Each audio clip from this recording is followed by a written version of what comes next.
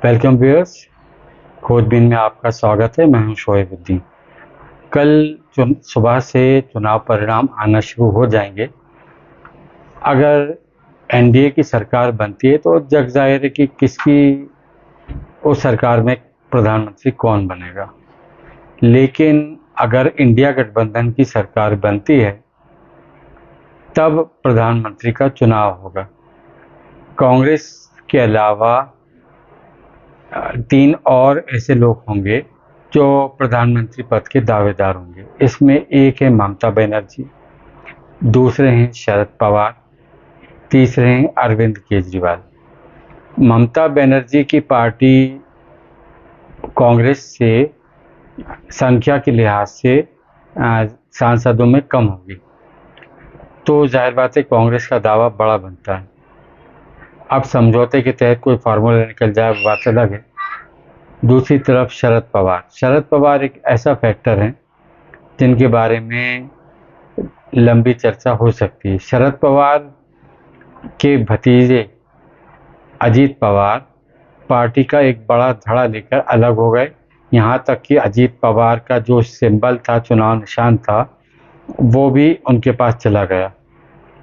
अब शरद पवार हमेशा पहले प्रधानमंत्री पद के दावेदार रहते थे, लेकिन फिलहाल उनकी चुनौती यह है कि वो अपने दल को कैसे बनाए रखें, कैसे चुनाव में बेहतर परिणाम दे सकें।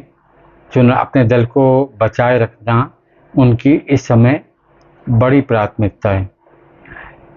फिलहाल वो ऐसी स्थिति में नहीं है कि वो प्रधानमंत्री पद की दावेदारी करें।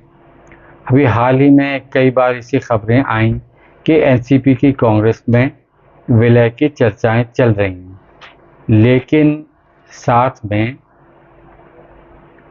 यह है कि जब अजीत पवार जब एनसीपी में थे तब भी शरद पवार की बेटी सुप्रिया सुले के लिए चुनौती बने हुए थे। ऐसा माना जाता था कि शरद पवार के बाद अजीत पवार अपनी बहन, चचेरी बहन सुप्रिया सुले, जो कि शरद पवार की बेटी हैं, उनको किनारे लगा देंगे। शरद पवार हमेशा ये चिंता रही कि सुप्रिया सुले के लिए वो पार्टी में ज़मीन तैयार कर जाएं। अब फिलहाल ऐसी स्थिति में सुप्रिया सुले एक सौम्य महिला हैं, सॉफ्ट हैं। राजनीति में जिस तरह तेज तर्रार व्यक्ति की चुनावी राजनीति में खासकर आवश्यकता होती है, उस तरह की सुप्रिया सुले नहीं। और वह शरद पवार साहब के बनाए हुए बैकग्राउंड पर ही राजनीति करती हैं। इसलिए शायद शरद पवार के मन में ये हो कि सुप्रिया सुले को मतलब इस्टेब्लिश करने के लिए, स्थापित करने के लिए कांग्रेस में विलय कर लिया जाए। ऐसा नहीं हो कि पार्टी का जो बचे हुए लोग हैं वो भी अजीत पवार में चली जाएं और सुप्रिया सुले बहुत कम लोगों के साथ अकेली रह जाएं। इसलिए शायद कहीं ना कहीं शरद पवार के मन में है कि वापस पुराने घर कांग्रेस में चला जाए। तो फिलहाल ममता बनर्जी के साथ साथ शरद पवार की भी संभावनाएं कम हो जाती हैं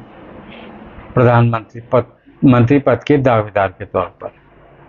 साथ में जो तीसरे दावेदार हैं अरविंद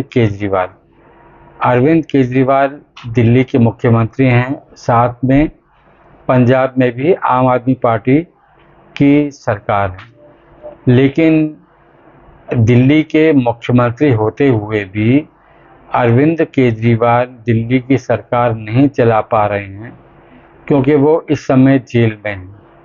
बीच में वो चुनाव के समय कुछ वक्त के लिए बाहर आए थे और उन्होंने चुनाव प्रचार भी किया, लेकिन अब वो 2 तारीख को उन्हें वापस जेल में जाना पड़ा और वो अपनी खुद की परेशानी में है। वो दिल्ली की ही मुख्यमंत्री के तौर पर काम नहीं कर पा रहे हैं, तो प्रधानमंत्री पद की दावेदारी जो है वो दूर की कौड़ी है।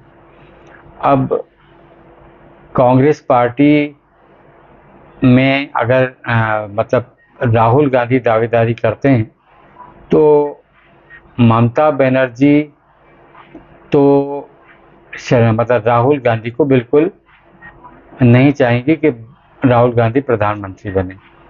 शरद पवार भी गांधी परिवार के राह में हमेशा कांटे बोते आए हैं, लेकिन जैसा कि अभी मैंने बताया कि फिलहाल उनके हालात कुछ अलग हैं। कल वो राहुल गांधी के हाथ में हाथ डाले देखे गए और साथ में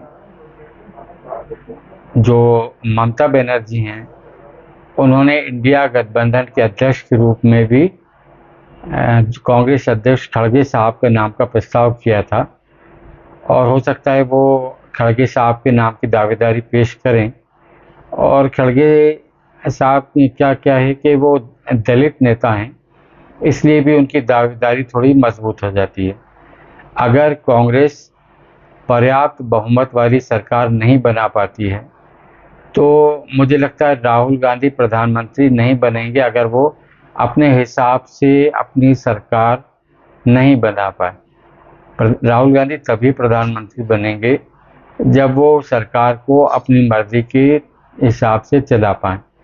ऐसी स्थिति में जैसे कि लगता है कि हर आला कमान, मतलब ये जो गांधी परिवार है, पुराना आला कमान, वो हमेशा खड़गे जी को आगे बढ़ाता रहा है। तो वो चाहेगा कि अगर राहुल गांधी प्रधानमंत्री नहीं बनते हैं, ऐसी स्थिति में इंडिया गठबंधन को बहुमत मिलने पर खड़गे साहब प्रधानमंत्री पद के दावेदार हों। लेकिन होगा क्या, ये तो खैर कल परिणाम आने के बाद ही पता चलेगा। अभी तो सिर्फ ये बहस है और सूत न कपास जुलाहों में लट्ठा लट्ठा वाली कहावत है। अब ये क्या होगा, ये तो कल ईवीएम जब रिजल्ट बताना शुरू करेगी तभी पता चलेगा। तो ये है, कल के बाद से हम फिर मिलेंगे, बैठेंगे, बात करेंगे परिणाम आने के बाद, चाहे परिणाम जो भी हो। और प्लीज़ हमारे चैनल को लाइक कीजिए, सब्सक्राइब कीजिए। आपके कमेंट्स पढ़कर हमें अच्छा लगेगा। हो सके तो प्लीज़ शेयर कीजिए। Thank you.